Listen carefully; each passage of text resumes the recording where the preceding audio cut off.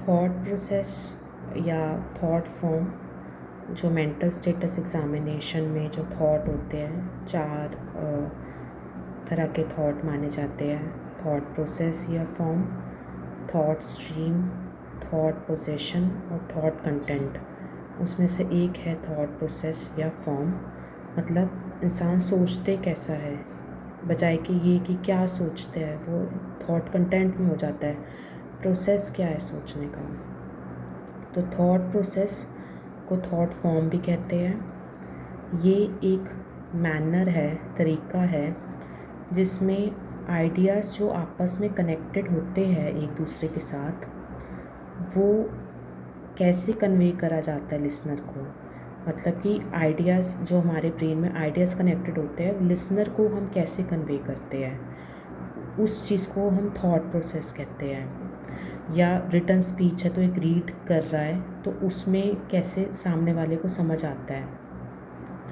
Normally thoughts connect to each other in a logical sequence. Normally जो thoughts एक दूसरे को जो कनेक्टेड होते हैं लॉजिकल सीक्वेंस में होते हैं, स्ट्रेट में। जैसे ए से बी थॉट आएगा, बी से सी थॉट आएगा, और जिसमें नॉर्मल लैंग्वेज रूल्स होते हैं। जैसे ए थॉट आया, मैं लेट उठी, तो उससे एक नया थॉट आया, तो मैंने अपनी बस मिस कर दी। फिर इस थॉट से भी एक नया थॉट आया, क्योंकि मैंने अपनी बस मिस कर दी, मैं कॉलेज लेट पहुंची। तो थॉट्स ऐसे लॉजिकली सीक्वेंस में कनेक्टेड होते हैं। बट जब अगर इसमें कुछ प्रॉब्लम हो, जिसको फॉर्मल थॉट डिसऑर्डर्स बोल देते हैं, FTD बोल देते हैं, या फिर डिसऑर्डर थॉट, वो कई फॉर्म्स ले लेता है। तो उसके एग्जांपल्स है, सबसे पहला तो आता है क्लैंगिंग, use of the sounds of words rather than there meaning. जब वर्ड्स की साउंड से हम क्या करते हैं, हम जब बोलते हैं तो मीनिंग से अटैच करते हैं, पर इसमें साउंड से अटैच करते हैं। जैसे एग्जांपल है, I need to go home, foam, dome, chrome. जैसे पोयम में होता है होम, एंड की राइमिंग सेम होगी, होम, फोम, डोम, क्रोम। तो एक ऐसे जब कुछ आए तो उसको क्लैंगिंग बोलते हैं, कि वर्ड्स को उसकी साउंड से कनेक्ट करा है, उसकी मीनिंग से नहीं। इनका कोई मीनिंग तो सेम नहीं है, होम, फोम, डोम, क्रोम का। फिर circumstantial, circuitous and overly detailed response. जब कोई क्वेश्चन पूछे तो इंसान इतना ओवरली डिटेल्ड चीज़ बताता है। जैसे why did you come to the hospital today, it's answer, actually I woke up at 6 a.m. like I always do. I brushed, had tea. My wife makes very good tea. Then I was reading the newspaper. I usually read the sports section first.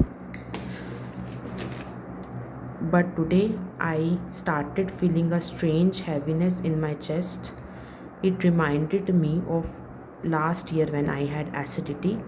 So that's why I came because of chest heaviness. अब वो सीधे सीधे भी बता सकता था कि मैं चेस्ट हैवीनेस से की वजह से आया, बट उसने इतना लंबी चीज़ें ऐड कर दी, मतलब जो ज़रूरी नहीं थी, उसको सर्कमस्टांशियल थॉट कह देते हैं। फिर थर्ड है derailment, loose associations, convoluted and random connections between ideas such that communicative value is lost. Ideas इतने रैंडमली कनेक्टेड होते हैं, मतलब कनेक्शन तो होना चाहिए, पर इतना रैंडम होता है कि फिर मतलब ही नहीं समझ आता। Example, why did you came to the hospital, I came because the hospital is big, big buildings remind me of mountains, mountains are very cold, cold weather makes people sick, sickness is common in winter, winter festivals are nice. अब connections बहुत random है, इतना random, thoughts connect तो होने चाहिए, but इतने random भी नहीं, कोई मतलब नहीं बन रहा ना कि उससे पूछा कुछ है कि हॉस्पिटल में क्यों आए, और वो डिरेल ही कर गया टॉपिक से। जैसे पटरी से डिरेल कर जाता है, ऐसे डिरेल ही कर गया वो टॉपिक से, कि कहीं पे कहीं से कहीं चला गया, आंसर नहीं दिया कि हॉस्पिटल क्यों आना हुआ। फिर फ्लाइट ऑफ आइडियाज़, ये भी डिरेलमेंट जैसा ही होता है, बस इसमें जो स्पीच होती है वो बहुत रैपिड होती है। Derailment in the context of rapid speech.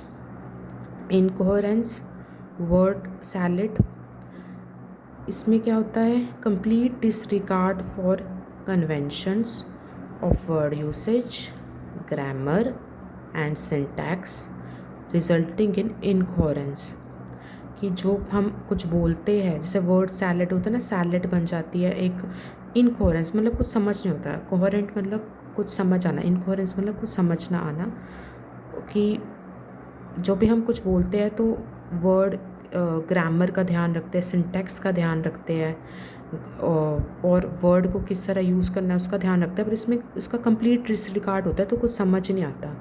जैसे अगर पेशेंट से पूछा जाए why are you here today, तो वो आंसर दे सकता है the green clock swims under happiness because paper runs electricity faster than shoes. अब ये इनकोहेरेंट रिस्पॉन्स है, कोई मतलब नहीं बन रहा है इसका, तो मतलब कोई ग्रामर का रिगार्ड नहीं है कुछ, तो इसलिए इसे इनकोहेरेंस या वर्ड सैलेड भी बोल देते हैं। फिर neologism, a word created by the speaker with idiosyncratic meaning, word patient ही बनाता है और पेशेंट उसको एक यूनिक मीनिंग अटैच करता है, आइडियोसिंक्रेटिक मतलब यूनिक मीनिंग अटैच करता है। जैसे पूछा जाए वाई आर यू अपसेट, तो पेशेंट बोल सकता है because of flinderation is affecting my brain. Flinderation कोई वर्ड नहीं होता, तो ये न्यूलॉजिज्म हो जाएगा।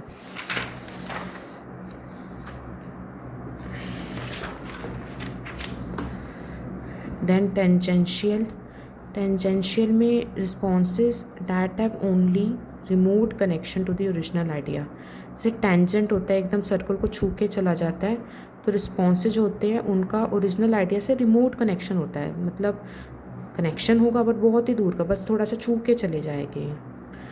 Thought blocking, loss of the goal of the communication and not being able to return to the topic, कि इंसान बोल रहा है तो एकदम से ब्लॉक हो जाएगा उसका थॉट, जैसे ब्लॉक हो जाता है ना, कोई भी चीज़ ब्लॉक हो जाती है तो एकदम से थॉट उसका ब्लॉक हो जाएगा, वो आगे बोल ही नहीं पाएगा, उसका जो बोल रहा था, जो गोल था उसका, जो टॉपिक था, उसमें बोल ही नहीं पाएगा, और वो फिर टॉपिक में वापस भी नहीं आएगा, शायद भूल जाएगा। तो ये डिसऑर्डर्स है। Thank you.